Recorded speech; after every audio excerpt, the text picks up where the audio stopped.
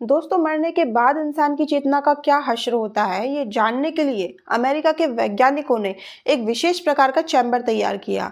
उस चैम्बर के अंदर की सारी हवा को उन्होंने निकाल दिया और उसमें एक केमिकल फॉग इस तरीके से पैदा कर दिया कि चैम्बर के अंदर होने वाली अणुओं की, मॉलिक्यूल्स की हलचल को वो अपने एक स्पेशल कैमरे के द्वारा पकड़ सकें। अच्छा, इसके बाद उन्होंने उसी चैम्बर से संबंधित एक बॉक्स में एक चूहे को रखा और उस चूहे को बिजली का करंट लगाकर मार दिया गया। तो वो चूहा जब मरता है तो उनके स्पेशल कैमरे ने जो फोटो लिए तो उसमें देखा गया कि उस चूहे की ही आकृति के अणु बादल, मॉलिक्यूलर क्लाउड्स अंतरिक्ष में उड़ते हुए देखे गए। अच्छा, फिर इसके बाद यही प्रयोग वैज्ञानिकों ने मेंढक और केकड़े पर भी किए। तो उन्होंने देखा कि उन्हीं जीवों की आकृति के मॉलिक्यूलर क्लाउड्स हवा में उड़ रहे हैं। अच्छा, फिर इसके बाद वैज्ञानिकों ने एक मरणासन्न व्यक्ति के ऊपर भी ये प्रयोग किया। उस मरणासन्न व्यक्ति को उन्होंने कांच के एक चैम्बर में रखा। तो जब जैसे ही उसके प्राण निकले तो उस चैम्बर में, कांच के चैम्बर में एक होल हो गया। दोस्तों, इन प्रयोग से यह निष्कर्ष निकला कि हर जीवधारी का एक सूक्ष्म शरीर होता है जो कि मरने के बाद वायुभूत होकर, एटमॉस्फेरिक होकर बना रहता है। दोस्तों, ये बात तो वैज्ञानिक भी मानते हैं कि हमारा शरीर जो होता है वो कोशिकाओं से, सेल्स से बना होता है और ये सेल्स जो होती हैं वो प्रोटोप्लाज्म नामक जीवित अणुओं से, बायोमॉलिक्यूल से बनी होती हैं। अब यदि इस प्रोटोप्लाज्म को तोड़ा जाए तो इसके दो खंड होते हैं। एक होता है साइटोप्लाज्म और दूसरा होता है न्यूक्लियस, जिसे कि हम नाभिक भी कहते हैं।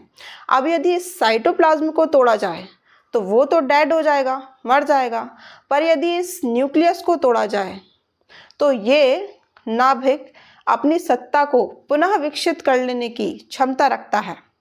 और इसी नाभिक के बारे में वैज्ञानिकों ने अभी तक कोई अंतिम निर्णय नहीं लिया है।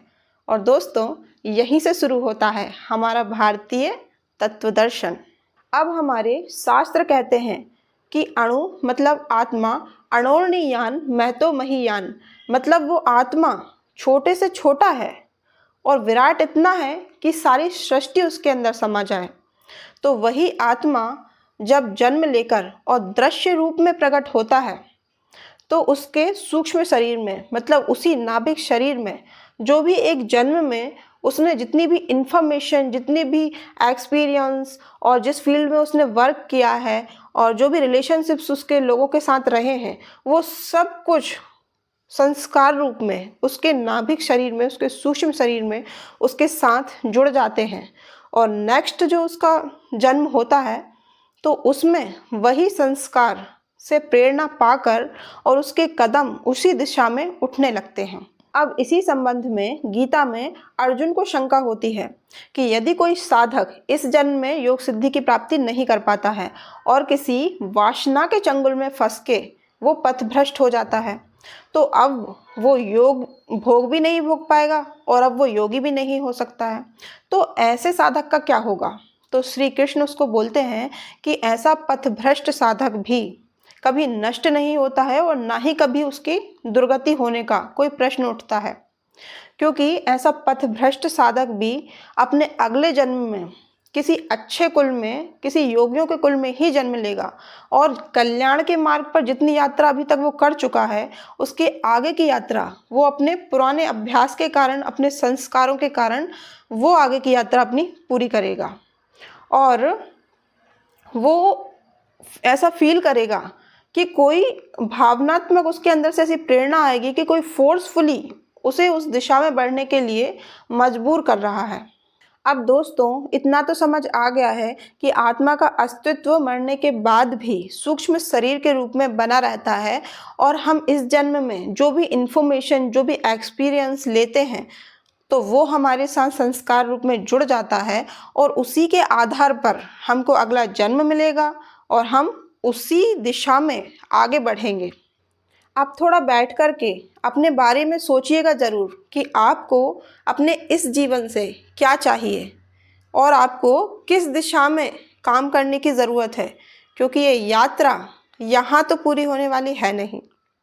अच्छा, हमारे शास्त्रकारों का कहना है कि जिसने अपने जीवन में एक मोटा पैसा कमा लिया और जो व्यक्ति club, party, drinking, multiple relationships, यही सब चल रहा है ना आजकल, ये सब कर रहा है, उसे सारा ज्ञान प्राप्त हो गया, पर इन सबके सेंटर में बैठी हुई उस आत्मा को यदि वो नहीं जान पाया तो उसका सारा ज्ञान बेकार है।